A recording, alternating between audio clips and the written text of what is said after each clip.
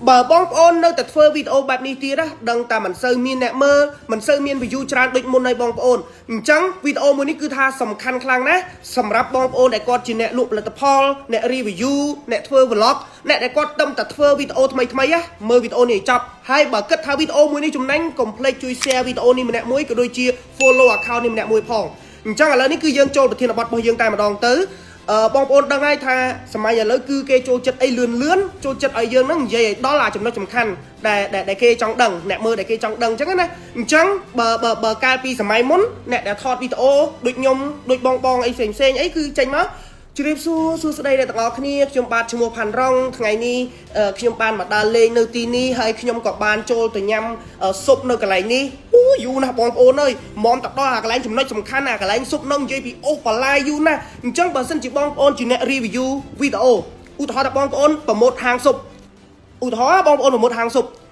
កុំជម្រាបសួរស្ដីអ្នកទាំងអស់គ្នាថ្ងៃនេះខ្ញុំណែនាំអ្នកទាំងអស់គ្នាឲ្យស្គាល់ហាងស៊ុបអត់ទេបងប្អូនយើងនិយាយឲ្យដល់ចំណុចសំខាន់តែម្ដងមកឧបមាថាយើងប្រម៉ូទហាងស៊ុបហើយហាងស៊ុបយើងហ្នឹងគឺគេ discount ប្រហែល%ឬមួយក៏គេមានចំណុចពិសេសថាហាងស៊ុបហ្នឹងមួយឆ្នាំតែ10000រៀលទេឧទាហរណ៍អញ្ចឹង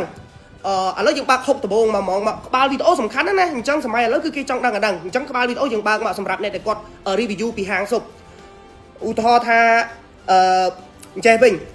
បង10000អូន10000យើងមាន20000ទៅញ៉ាំស៊ុបនៅកន្លែងនេះគឺដឹងតែជាតិតែម្ដងអញ្ចឹងស៊ុបនៅកន្លែងនេះគឺមានដូចជាស៊ុបសាច់អាំងហើយស៊ុបរបស់គេគឺមានបន្លែច្រើនមានសាច់ច្រើនឃើញអត់បងប្អូនបាក់ហុកមកតែអញ្ចឹងមកឬមួយក៏បើសិនជាបងប្អូនអត់មានសង្សារអត់មានអីទេមានលុយ10000អត់ដឹងតែញ៉ាំស៊ុបនៅកន្លែងណាឆ្ងាញ់មែនទេតោះខ្ញុំនាំទៅកន្លែងឆ្ងាញ់ឃើញអត់ហើយបើសិនជាបងប្អូនជាអ្នក review ឬមួយក៏អ្នក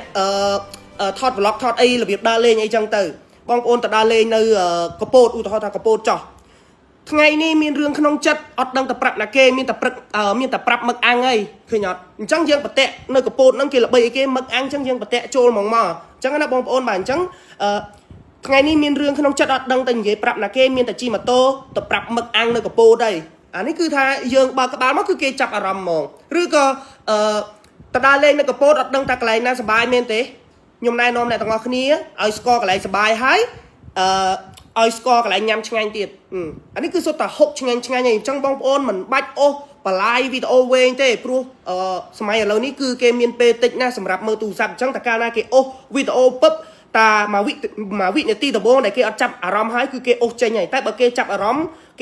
3វិនាទីដំបូងបងប្អូនធ្វើឲ្យផ្ទុះគឺអូខេតែម្ដងបងប្អូនអាហ្នឹងគឺគេចាប់អារម្មណ៍ហើយអញ្ចឹងអាក្បាលវីដេអូហ្នឹងគឺថាសំខាន់ណាស់អញ្ចឹងបងប្អូនកុំអូសបន្លាយវែងពេកអញ្ចឹងណាអញ្ចឹងឧទាហរណ៍ថាបងប្អូនជាអ្នកលក់ផលិតផលឬមួយក៏អ្នកលក់ឡានអីចឹងទៅ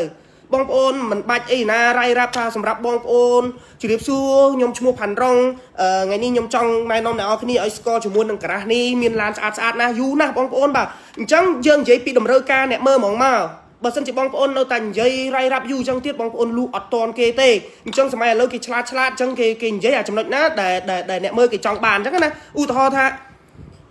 ថាបងប្អូនជាអ្នកលក់ឡានអញ្ចឹងទៅជាអ្នកលក់ឡានអញ្ចឹងបងប្អូនមាន$2000ប៉ុន្តែអត់ដឹងតែជិះឡានអីមែនទេ